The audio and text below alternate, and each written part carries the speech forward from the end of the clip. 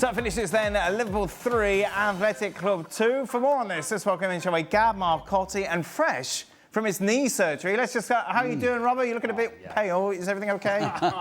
Well, I've been out for 2.5 weeks. I'm bound to be a bit pale, but it's all going very well at the moment. Thank you very much, Dan. That's good. We really do have the two contrasts with Gab and Robbo for the show. So, Stevie, what did we learn from that Liverpool game? Not too much, but, you know, with Ekitike, if your signers are not scoring goals but they're setting people up, then that's fine. Nice to see Mo Salah scoring as well. I think probably they ran out of steam after about an hour, because before that they were pretty sharp, certainly the way they went after Bilbao. They went at them at pace often, so that's a good sign. But again, tough to really hang your hat on anything. Again, it gets people minutes on the field. As I said, they got 2 weeks before the first game of the season, and they did drop off after an hour. So that just tells them where they are in terms of the fitness. How was Florian Wirtz? He was okay. I mean, I'd like to see a little bit more in the final third from him. But as I said, you've still got another 2 weeks to go, and somebody like him, when they're at the sharpest, not just with their legs but with their brain, that's when you'll see him doing damage, particularly in the final third. You're right, you seem a bit down. No, it's pre-season. I listened to you lot last night. I mean, to be honest. I mean, Shaka and him going at it. Shaka was right, but he was right as well. Right. You know, it's pre-season, guys. Calm down. OK, all right, there we go. Robbo, what was your takeaway from this? And don't say it was pre-season. No, I think there's some good things from Liverpool's point of view. The speed in which they played that first hour, the combination between Frimpong and Mo Salah down the right-hand side. I was impressed with Szoboszlai in midfield, the way he rotated positions at times with Florian Wirtz. Florian Wirtz came a little bit too deep for my liking, and Ekitike obviously made the goal, as Stevie just said, with that bit of pace, change of pace, went past his man, a good little cutback. There was also one or two worrying moments when Liverpool tried to play into midfield, as they did very well in the first half. They had the extra player in there, and when Athletic Club went narrow, they gave the ball away 2 or 3 times, and it looked as though they were easy to counter-attack. That's something that Arne Slot's got to make sure it doesn't happen. If they give the ball away in those areas, they could be in trouble, because Kerkez wants to go forward, Frimpong wants to go forward. At times, Gravenberch was even going forward in the game. So that's the downside, and obviously didn't defend set plays well. But the plus side was the pace in which they played, the way they won the ball back in that first half, the combination between Frimpong and Mo Salah, and Gakpo scoring a couple of goals. So it was a good night's work for Liverpool, I would say. To Stewie's point about the midfield Liverpool, at times it looks very light in terms of numbers, because you have guys that their first instinct is, once they regain possession of the ball, they're going forward. And it was impressive how quickly Frimpong gets forward, how quickly Mohamed Salah, and that combination is working really well. Florian Wirtz on the turn, he's going forward. Szoboszlai, he's joining in the attack. Ekitike, impressive as well. Then you get presence in the attack on the left-hand side by Gakpo and Kerkez, and you're thinking, man, when these guys win the ball, they're going. Here's the problem, though. It becomes a broken team at times and stretched. You got a back line and you got your 2 center backs, and then you got everybody else besides whoever is holding the line in the midfield. They're all going.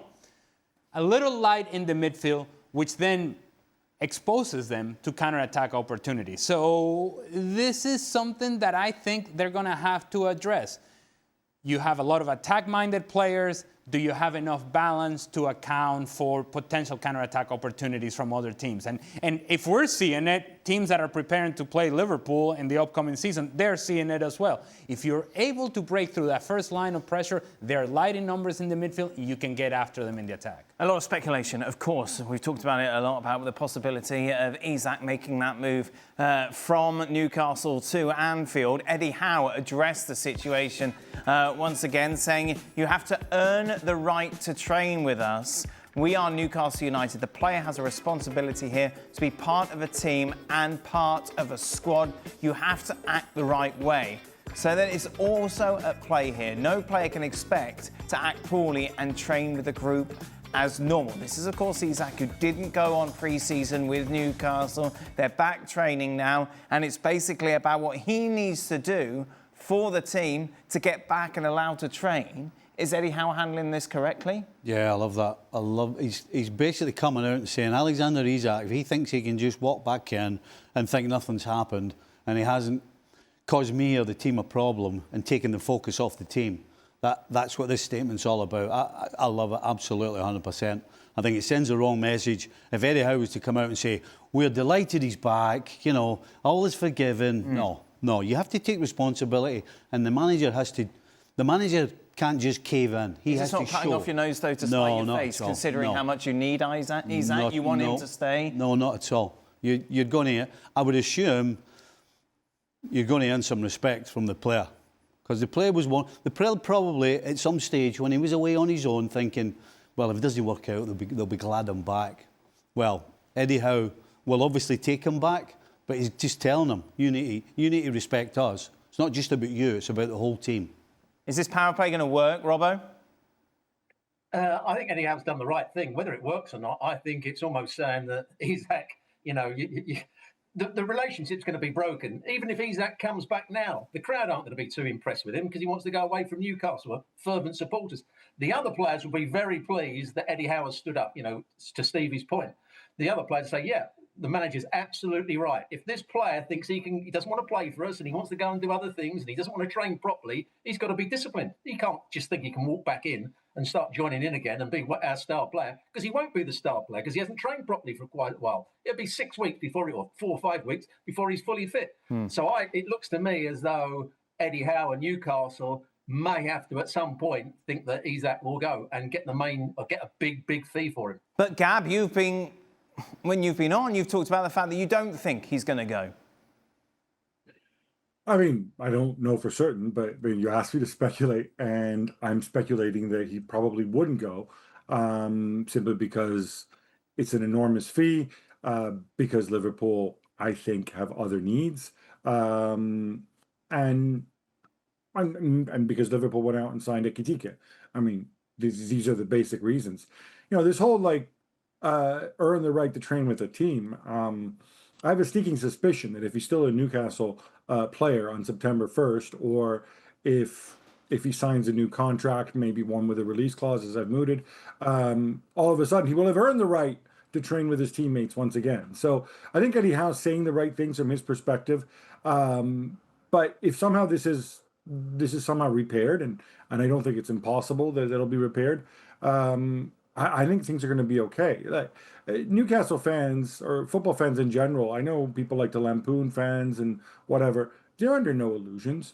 They live in the real world. They know that Alan Shearer said no to Manchester United and chose Newcastle, but he was kind of a one-off, right? Others are going to realize that if he's going to get an enormous amount of money, he's not from Newcastle. He moved there. They paid a huge fee to get him out of another club, to get him from Real Sociedad to Newcastle. And he's a professional footballer. And as long as he's there, I don't think they're going to turn on him or make his life hell or boo him at every turn. They may not love him the way they love some other players, but I think that's understandable. But I think Eddie Howe's playing this correctly for now. And I think if he does stick around, I think it's going to be business as usual on the football pitch anyway, for the season to come. There were 2 games today. You had Liverpool A against Athletic Club A, and the reserves kind of side played before that. Darwin Nunez included in that reserve side, and he would score, Gab. Where are we with Darwin Nunez? A lot of clubs are confident. Milan, of course, are one club that have been mentioned, that they feel he can contribute, because maybe not as a goal scorer, but as a guy who runs around, wreaks havoc. He puts in a shift. And to us, it's worth this much. And we know that every day that passes, he's going to get cheaper and cheaper. You would have to think that if Liverpool are seriously pushing, reports today of another, bid of £110 million knocked back for Isak, that they're going to have to recoup some of that money through the sale of Darwin Nunez. So I think it's what you're seeing right now is very much a game of chicken. Yeah, you were sat here so smug when you sold Luis Diaz to Bayern Munich. This is how you do it. You bring players in for 30, sell them on for 70. Liverpool showing people like Manchester United how it should be done. Yeah. Darwin Nunez has been an absolute failure from day one in that sense, hasn't he? Wow. What you want? Well, you paid 75 million for him, and now you're trying to sell him to you're trying to sell him to everyone, and nobody wants him. Club signs player doesn't produce. Everybody gets it wrong. You can't be sat there blowing Everybody it. You gets can't be it wrong. sat. Oh, everyone gets it wrong one time, so that's all right. Okay, all right then. Well, let's go and look at what Fergie got wrong. Oh my, right, go on, let's get the black and white footage out, shall we? Oh, sorry. All right, they made a mistake. Okay. Right. Is that what you want? Well, yeah, I do want you to admit that they have made a massive mistake. They made a mistake. So go on, Gab. They won a league title with Darwin Nunez as part of the forward rotation. Oh, Gab, So you're not did he live helping up my to- cause. He No. was on the back foot. What are you doing? Don't jump in. All I'm saying is, was he worth 75 million? No. Will they need to take a loss on it? I know you love it when I talk amortization. It gets you all excited. You know, the reality is they would need to get somewhere north of 30, 35 million not to lose money on it. They may get there, they may not, because he still has a couple years left on hefty wages. But, you know, I think, I know it's fun to mock Darwin Nunez, but you think you have to look at what he contributed to the team in the time he was there, and did the team win things? And yes, they did. They won. Chiesa won the title. Chiesa won the title last season as well. Then. Hey, Gab, you busted his bubble big time. He's not happy. You should see his face. He's nearly crying here. It's weird, Ali, because when you think of Nunez and possibilities as to which clubs, you just for some reason Atletico Madrid is one of those that just keep popping up. But obviously they've spent their money elsewhere this summer. Yeah, and that is a position that is heavily occupied. Julian Alvarez, my guy, Alexander Sorloth. Sure.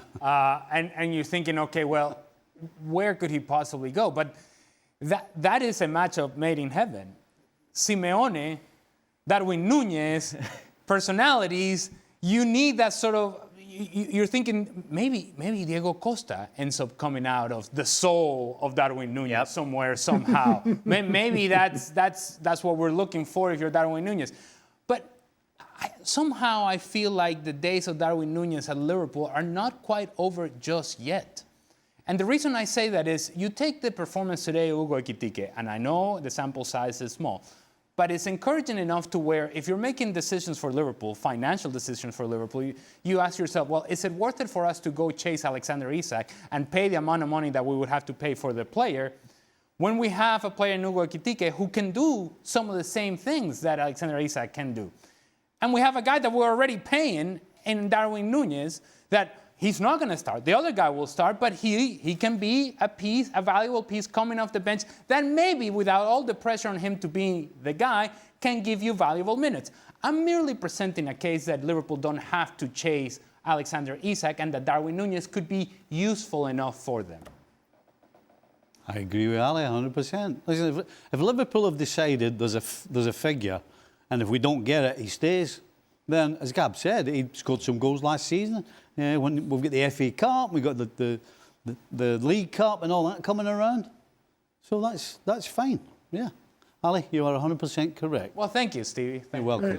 I don't want to know, Gab. Come on, stay with, keep going with Darwin Nunez. Really upset me. Keep going with Darwin Nunez. Try again. Nunez, of course. But what do you think about Nunez? Robin's got his own issues. Well, Nunez is a good player, but he's lost his confidence. Oh, not currently, Dan. There's still a good player somewhere in there, but he's lost his confidence. Will he ever get that back at Liverpool? I don't think he will. So he'll probably have to go elsewhere to reproduce the form that he showed before he came. But he's still a decent player.